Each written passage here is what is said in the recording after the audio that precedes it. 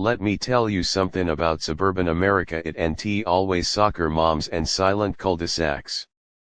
Sometimes, it's a potluck waiting to explode. Literally. It all started when Reggie decided to smoke a brisket on a Tuesday. Now, Reggie's my neighbor. Vietnam vet, former Pete master, and possibly the only man alive who can fix a car with a spoon. His smoker thing's got more personality than half the hoe aboard. But on this particular Tuesday, the scent of sweet hickory drifted across Willow Bend Lane and set off an allergic reaction called Karen. Karen was head of the HOA. Picture a clipboard with legs. Rules were her love language. And buddy, she hated smoke. Claimed it triggered her seasonal anxiety. Next thing we know, Brenda the enforcer shows up on her golf cart like she's in an action movie. Unauthorized cookout, she announced. Article 7, Section 12. No open flame on weekdays. Reggie tipped his hat. Ma'am, that ain't flame. That's flavor. She wasn't amused. Slapped him with a warning and left. But it was too late. The smoke signal had gone out and the neighborhood started buzzing. Not in protest, in hunger. See, for years, the HOA banned grills, smokers, even backyard s'mores. Said it maintained the aesthetic. But folks missed real food. Microwave dinners don't bring a community together. Brisket changes lives. So we did what any meat-loving Americans would do: we rebelled. Underground. Secret cookouts, whispered recipes, midnight brisket drops like we were running a meat cartel. And right at the center of it was Reggie, our smoky messiah. By week 3, Carla brought her homemade slaw. Tony experimented with smoked tofu. Even the quiet twins on Oak Drive showed up with ribs that slapped. And me, I told stories, passed out cornbread, and kept lookout for Brenda's golf cart. It escalated faster than anyone expected. We started sharing recipes in coded language over neighborhood Facebook groups. Plant care tips became brisket rub instructions. Reggie hosted lawn maintenance nights which somehow ended in full-blown feasts under twinkling patio lights. The HOA was catching on. Brenda started cracking down. Spotlights at night. Random bin checks. Chad, our neighborhood's self-proclaimed grill snitch, started filming our setups with a drone. But that drone met an accidental collision with Carla's kite. Oops. Then came the letters. HOA violation notices like junk mail from the underworld. Brenda cited everything from improper smoke dispersion to excessive meat enthusiasm. But we weren't backing down. We were meat activated. Reggie got creative, built a collapsible smoker that fit inside a trash can. Tony set up a rotating grill inside his garage. We even staged a fake garage sale where every item was a side dish.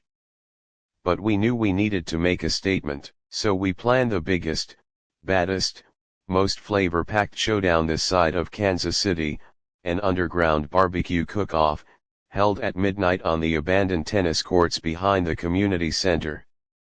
It was bold. It was borderline illegal. It was barbecue justice. Now look, I've seen family feuds, fantasy football fallouts, even a PTA bake sale riot in '09, but nothing compared to what went down on the cracked concrete of those old tennis courts. The smell hit first. A thick, mouth-watering fog of mesquite, hickory, and a mysterious tang I can only describe as dangerously delicious. The grills were roaring. Carla was blowtorching a pork shoulder. Tony was humming Sinatra over a tofu skewer. Reggie and we were brushing our ribs with Grandma Daisy's secret glaze like we were restoring fine art. Chad, of course, showed up with gear straight out NASA. He rolled out a portable rotisserie setup powered by solar panels and paired it with artisanal truffle oil. Truffle oil. At a rebel cookout. Might as well grill with Chanel No. 5. But I'll admit it, his lamb chops smelled like the inside of Heaven's kitchen. The competition kicked off. Each team had 60 minutes. Carla was making Korean barbecue tacos. The twins set up a spit roast with what looked like medieval weaponry. Tony unveiled tofu burnt ends that somehow sizzled like steak. As the honorary judge, Reggie's cat, Whiskers, sat in a folding chair with a tiny scorecard and sunglasses. He never blinked. Total professional. Then came the judging. Everyone lined up, plates in hand, heart rates dangerously high from cholesterol and nerves. Chad served last.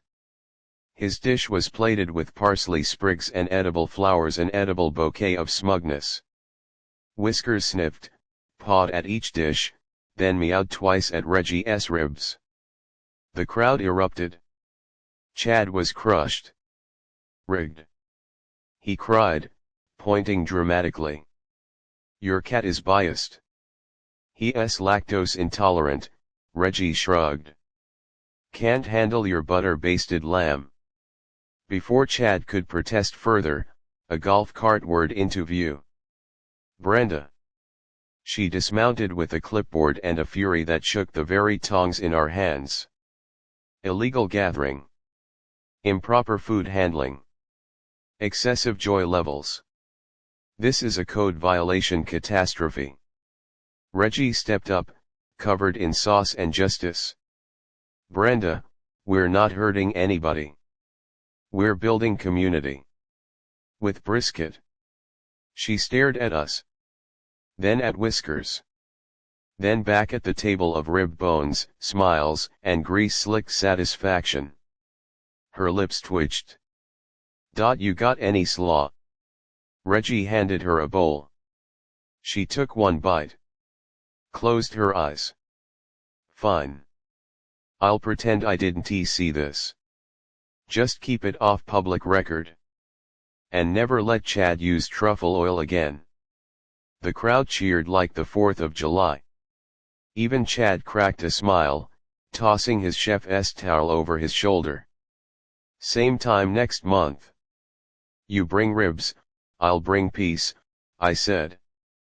That night, the tennis court lit up with fairy lights and laughter. We shared recipes, swapped stories, and even convinced Brenda to try tofu. She didn't love it, but she didn't arrest anyone.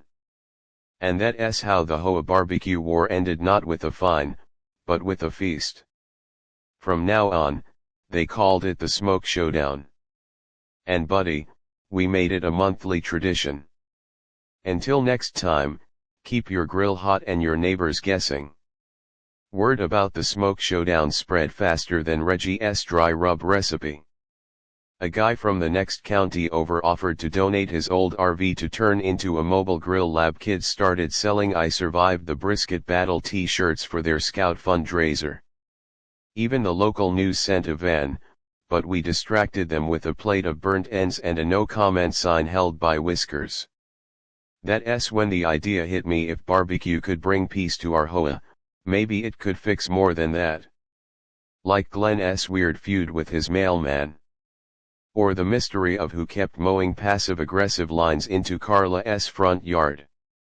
Community therapy, but with ribs. We started organizing grill and gripe nights. You come with a problem, you leave with a full stomach and 2 new friends. Brenda even set up an official Hoa cookout committee, though Reggie renamed it Flavor Council and no one dared change it back. Every gathering brought new surprises. Chad became our official spice sommelier. Turns out, dude has a nose for nutmeg and drama. Carla introduced Fusion Fridays, Jamaican jerk brisket tacos, kimchi dogs, and Thai basil corn on the cob. Even Karen came back from her silent yoga retreat with an appetite for pulled pork and a slightly relaxed forehead. We weren't just barbecuing. We were bonding, fixing old wounds, starting new traditions. Reggie began mentoring teens on meat science, Tony started a grill blog, and I launched a podcast, Smoke Signals with Uncle Drew. The final sign that we had changed the suburb forever came during the annual HOA elections. Brenda, clipboard in hand, nominated Reggie for president. He stood up, apron still on, and said, "Only if we replace the meetings with meetings." Unanimous vote. Not a single dissent. Even Whiskers raised a paw. And that, my friends, is how a rebellious brisket led to the most united, flavor-forward, smoke-kissed suburban block in all of America. With the HOA under new, savory leadership and our flavor council operating like a seasoned pit crew, the world beyond Willow Bend Lane began to take notice. First came the local magazine feature, The Barbecue Uprising of Willow Bend. Then, the city fair invited us to compete in the regional cook-off. We packed up the smoker, Whiskers included, and rolled into that cook-off like a brisket brigade. Chad brought his secret spice rack, Tony packed tofu on ice, and Reggie rolled in with a cooler labeled classified. I brought the playlist Barbecue Blues and Dad Rock, naturally. Turns out, the regional circuit was a different beast. Teams from Memphis, Austin, and even St. Louis showed up with gear that looked military grade. They had custom sauces in squirt bottles, meat thermometers that sync to apps, and hats with slogans like "Smoke or Die." Our table, a folding card table covered in plaid. Our secret weapon, soul. Reggie took charge, working the grill like a jazz pianist. Tony taught the tofu how to taste like ribs. Chad made a dry rub that made a Memphis guy cry. I told our story on a live stream and it went viral. The internet exploded, brisket brigade trend for 3 days. By the time judging happened, we had fans. Real fans. Even the Memphis team asked Reggie for a selfie.